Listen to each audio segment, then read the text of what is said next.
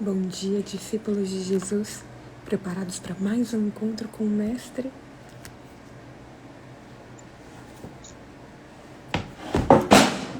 Ai, derrubei.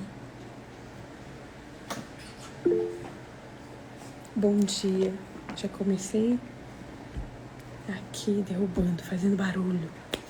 Tudo bem com vocês? Quem vai orar para nós já iniciarmos? Quero dar as boas-vindas para quem está no Instagram, seja muito bem-vindo. Deixa eu ver que a Etna... Bom dia, ok. A Etna não pode falar, porque ela está em viagem, possivelmente dormindo com outras pessoas, né, Etna? E no quarto com outras pessoas. Então, Eli ou irmã de Nair, se vocês puderem orar para nós, pelo nosso estudo de hoje. Eli, por favor. Ok.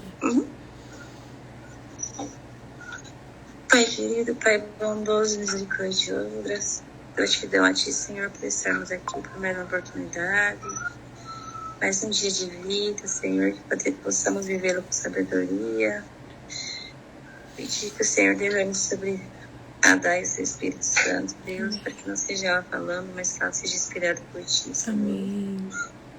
Para ela sempre muita saúde, Senhor, muita saúde, continuar nesse propósito, Senhor, que ela fez contigo, Deus. E nós estamos ansiosos aguardando sua volta. Amém. Cuida de cada um de nós, é o que nós pedimos, e nós por amor do Senhor Jesus e agradecemos. Amém. Amém. Até o doguinho querendo participar da oração, né? Para a cura. Que gracinha. Ontem nós estudamos sobre o momento que Jesus ensinou seus discípulos sobre o perigo das riquezas. E Jesus, ele mais uma vez queria deixar claro para os seus discípulos que a lógica do reino é diferente da lógica desse mundo. E eu tirei aqui 3 aspectos para a gente relembrar o estudo de ontem, bem rapidamente, para nós irmos para o estudo de hoje. Quero dar as boas-vindas para as pessoas que estão chegando agora, tanto no Instagram quanto aqui no Google Meet. Sejam todos bem-vindos. Já pega a Bíblia aí que nós vamos ler alguns textos hoje. Então, o que Jesus ele queria ensinar ontem? 3 coisas que Jesus queria que ficasse claro para os seus discípulos. A primeira delas é que riquezas nem sempre é sinônimo de bênção divina. As pessoas daquela época, elas achavam e ensinavam que quando uma pessoa era rica, significava que ela era muito abençoada por Deus. Mas Jesus ele vem e fala totalmente o contrário. Riqueza nem sempre é sinônimo de bênção de vida. E ainda, é muito difícil uma pessoa que tem amor ao dinheiro entrar no reino dos céus. E outra verdade que Jesus ensinou para os seus discípulos e que nós vimos ontem é que ser discípulo de Jesus implica em renúncias.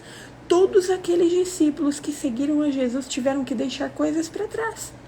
Para o jovem rico, Jesus pediu as riquezas, porque o coração dele estava nas riquezas. Mas para cada um daqueles discípulos, Jesus pediu uma coisa diferente. Mateus deixou o seu trabalho para trás.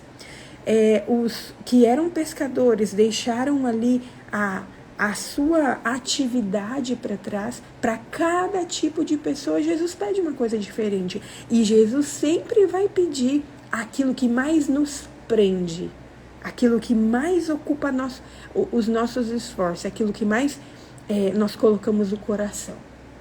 E outra verdade, e a última que eu quero tirar do que nós estudamos ontem, para nós irmos para o estudo de hoje, é que as pessoas não entrarão no reino dos céus pela aparência, pelo que demonstram ser. Por isso que Jesus declarou que muitos primeiros serão últimos e os últimos serão primeiros.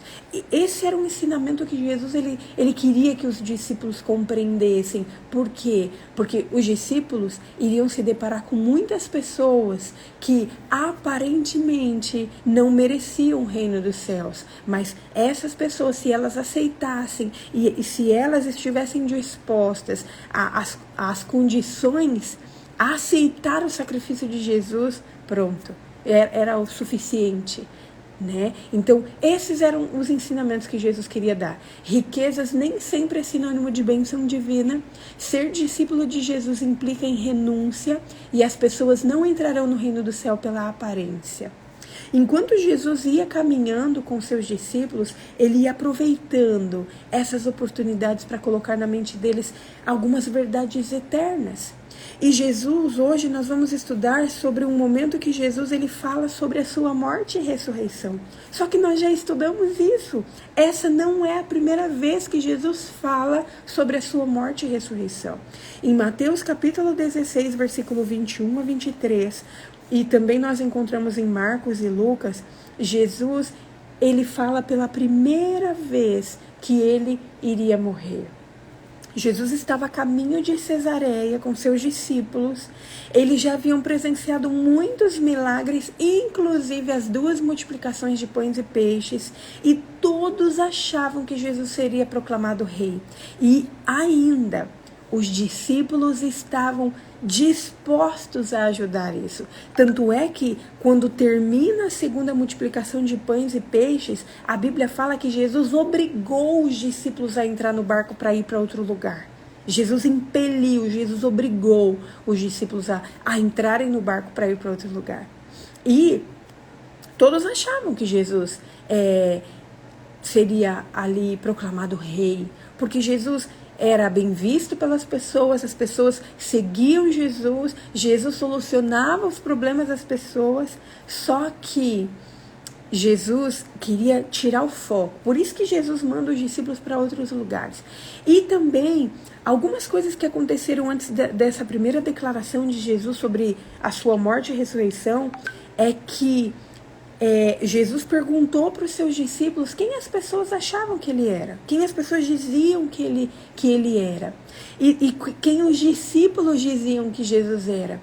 E foi dessa vez que Pedro fez uma das declarações mais lindas, reconhecendo que Jesus era o Messias, que Jesus era o Filho de Deus que haveria de vir. Só que o problema estava que, ainda que eles soubessem quem era Jesus, as expectativas deles estavam erradas, porque eles achavam que, embora Jesus fosse tudo aquilo que eles sabiam que Jesus era, eles colocavam as suas expectativas aqui nessa terra. Então Jesus ele vem e começa a ensinar que essa visão deles estava totalmente errada, que as expectativas que eles haviam criado estavam totalmente contrárias ao seu propósito que ele tinha vindo cumprir aqui nessa terra. E pela primeira vez, em Mateus capítulo 16, e também nós encontramos em Marcos capítulo 8 e Lucas, nós vemos Jesus declarando que ele iria ser rejeitado, que ele iria sofrer, que ele iria morrer e que 3 dias depois ele ressuscitaria. Essa foi a primeira declaração que Jesus fez.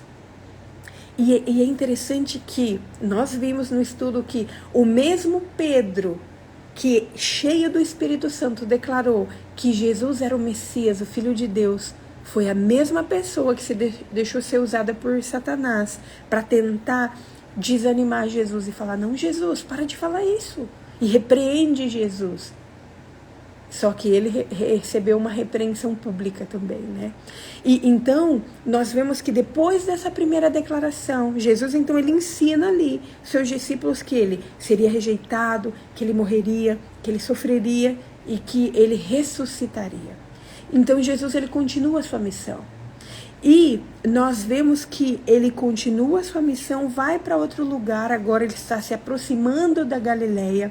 Alguns discípulos, inclusive, presenciaram a sua transfiguração, que nós vimos, que foi Pedro, Tiago e João, porque eles eram as pessoas que mais estavam dispostas a aprender as coisas que Jesus estava ensinando. Jesus, então, depois da transfiguração, Jesus ele faz uma cura extraordinária, que foi a cura daquele jovem possesso, que foi trazido pelo Pai, que nenhum dos discípulos foram capazes de fazer, porque eles estavam alimentando no seu coração inveja, rancor, ciúme. E indo para Galileia, Jesus novamente prediz a sua morte e ressurreição. E vocês podem encontrar isso em Mateus capítulo 17. E Jesus ele fala novamente que as pessoas iriam prender Jesus, que ele sofreria, que ele seria morto, mas que ele ressuscitaria. Só que sabe o problema desse segundo relato? Que o relato termina falando que os discípulos não compreendiam o que Jesus queria dizer. Só que eles não compreendiam, mas eles tinham medo de interrogá-lo. Em vez dos discípulos aproveitar que estava com Jesus, que Jesus tinha chamado eles à parte, que Jesus estava sempre disposto a ensinar, em vez de ele chegar e falar: Jesus, a gente não está conseguindo entender, explica mais. Me explica o que isso quer dizer, quando que isso vai acontecer, por que isso que a gente está pensando não vai acontecer. Em vez dos discípulos aproveitar todas as oportunidades para compreender aquele ensinamento que Jesus estava dizendo para eles, eles guardaram para si e ficaram com medo de interrogar. Pronto. Só que Jesus, ele não fica insistindo e ele não fica tentando ali enfiar qualquer custo na cabeça da pessoa. Jesus continua a sua missão. E a Bíblia fala que agora, nesse último relato que está aqui em Mateus, Jesus está indo para Jerusalém. E quando os discípulos veem que Jesus estava retornando para Jerusalém, pode ser que aquela expectativa deles de que Jesus seria proclamado rei, pode ser que tenha se acendido novamente. Porque eles estavam querendo manter na mente deles as expectativas que eles tinham criado, em vez de se alimentarem daquilo que Jesus estava tentando ensinar para eles. E agora eu quero convidar vocês para abrir a Bíblia em Mateus capítulo 20, versículo 17 a 19, vai ser o que nós vamos estudar hoje. E olha o que diz aqui, Mateus capítulo 20, a partir do versículo 17. Também está relatado em Marcos capítulo 10, versículo 32, a partir do versículo 32, e Lucas capítulo 18, a partir do versículo 31. Mas hoje nós vamos estudar Mateus. Estando Jesus para subir a Jerusalém, chamou à parte os 12, e em caminho lhes ensinou: Eis que subimos para Jerusalém, e o Filho do Homem será entregue aos principais sacerdotes e aos escribas. Eles o condenarão à morte e o entregarão aos gentios para ser escarnecido, açoitado e crucificado, mas ao terceiro dia ressurgirá. Olha o que está escrito aqui. O relato dá a entender que Jesus ele ia um pouco adiante dos seus discípulos. Aquela era uma época um pouco antes da Páscoa. Jerusalém era o centro daquela região, era o centro do mundo, porque todas as pessoas queriam ir para Jerusalém para adorar. E esse era um costume contrário ao costume de Jesus, porque normalmente Jesus ia sempre com os seus discípulos, mas nesse relato aqui, principalmente na tradução Nova Almeida Atualizada, dá a entender que Jesus estava indo um pouco à frente dos seus discípulos. Talvez Jesus quisesse ficar um pouco sozinho. A Páscoa estava se aproximando e Jesus sabia que o final da sua missão iria chegar. E Jesus sabia o que ele ia sofrer. Então o relato diz que Jesus ele chama os seus discípulos para perto de si. Jesus ele chama eles à parte para falar com eles novamente sobre a sua morte e a sua ressurreição. Como eu falei para vocês, esta era uma época que a Páscoa estava se aproximando. Esse caminho provavelmente estava cheio de peregrinos. Pode ser que Jesus ali tinha outras pessoas seguindo ele. Só que nesse momento a Bíblia fala que ele chama os seus discípulos, ou seja, os 12 ali, porque ele queria ensinar algumas coisas para eles.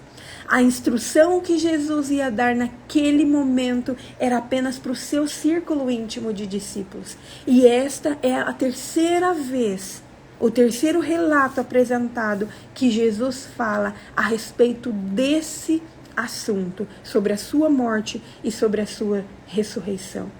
Jesus, ele sabia o que aguardava. Jesus, ele sabia que ele iria sofrer e ele queria preparar os seus discípulos para esse momento. Os líderes judaicos estavam planejando matar Jesus desde a cura do paralítico lá no tanque de Betesda, 2 anos antes. Por isso que sempre que Jesus estava num lugar, tinham pessoas espiando Jesus, tentando encontrar alguma coisa para condenar Jesus. E quando os fariseus, os escribas, viram que o sucesso de Jesus, da missão de Jesus na Galileia, tinha sido grande, eles intensificaram seus esforços para acabar com Jesus. E o que difere esse relato dos outros 2 relatos sobre os ensinamentos de Jesus acerca da sua morte e ressurreição está no versículo 19. Olha aqui, vamos ler. Jesus, ele fala que ele estava subindo para Jerusalém, que ele seria entregue aos principais sacerdotes, aos escribas, e que seria condenado à morte. E no versículo 19 diz assim: e o entregarão aos gentios para ser escarnecido, açoitado, crucificado, mas ao terceiro dia ressuscitará. Pela primeira vez, Jesus menciona o fato de que os gentios e as autoridades romanas serviriam de instrumento para sua morte. E além disso, ele cita que seria escarnecido, açoitado, crucificado, mas que ao terceiro dia ressuscitaria. Jesus falou aqui nesse relato como ele iria morrer. Só que sabe o que acontecia? Os discípulos ainda queriam manter na mente dele as expectativas que eles haviam criado. E para ele, o sucesso de Jesus, o sucesso ali, em toda a missão de Jesus, era contrária a essa visão de sofrimento, era contrária a essa visão de ter que ser açoitado, de morrer de cruz, morte de cruz, ser crucificado. Crucificação era a pior morte que existia na época. Como que isso ia acontecer com Jesus? Só que o que eu acho fantástico nesse relato é que Jesus, ele não passaria por nada. Nada daquilo iria acontecer na vida de Jesus sem antes ele avisar, ensinar em detalhes aos seus discípulos. Jesus aqui estava falando exatamente as coisas que iriam acontecer, a ordem que iria acontecer, o jeito que iria acontecer. Só que sabe o problema? Sabe o problema? Os discípulos, eles falharam em compreender. Eles falharam porque eles escolheram manter na mente e no coração deles as expectativas que eles haviam criado. Queridos, eu não sei se vocês conseguem compreender a seriedade desse relato. E eu não sei se vocês conseguem perceber que hoje em dia nós estamos passando pela mesma falta de compreensão que os discípulos passaram no passado. Não porque Jesus não está nos ensinando, não porque Jesus não está repetindo para nós, mas porque nós estamos escolhendo manter as expectativas que nós criamos. Nós estamos escolhendo manter aquilo que nós criamos, a fantasia, a fake news que nós criamos acerca de Jesus. Porque é mais bonito, porque é mais aceitável, porque é mais confortável. A mensagem que Jesus está tentando nos ensinar é que ele vai voltar. Só que antes dele voltar, nós teremos aflições, nós passaremos por dificuldades, nós passaremos por provações. Só que sabe o que está acontecendo? Nós estamos com a visão errada acerca dessas coisas. Jesus está repetindo, repetindo, repetindo, e a gente continua sem entender. Nós criamos tanta fanfic na nossa mente, nós criamos tanta fake news na nossa mente, que a gente mantém essas expectativas, que a gente escolhe manter, e a gente quer acreditar que quando aceitamos ser discípulos de Jesus, que a nossa vida vai ser mil maravilhas. Mas não, isso é mentira. Nós vamos sofrer, nós vamos passar por provações. Essas expectativas que nós criamos na nossa mente, de que a nossa vida, ao aceitarmos Jesus, vai ser um mar de rosas, isso é mentira. E se nós continuarmos nessa mentira, nós vamos perder as bênçãos que Jesus quer que nós recebamos. Nós vamos perder. Nós vamos perder porque a gente vai ficar perdido. Porque quando as provações vierem, a gente vai fazer igual os discípulos, a gente vai fugir. A gente vai desistir. Outra verdade que Jesus está tentando nos ensinar é que o evangelho do reino precisa ser pregado a todo mundo antes dele voltar. Jesus falou que o evangelho vai ser pregado e ele está nos dando o privilégio de participar disso. Todas as pessoas precisam ter a oportunidade de conhecer que a vida não acaba aqui, que existe uma nova terra sendo preparada para todos nós.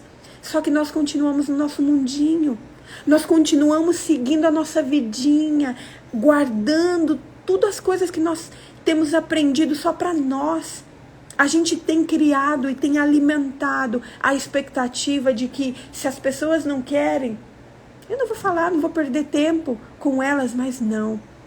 Sabe o que nós precisamos colocar de uma vez por todas na nossa mente?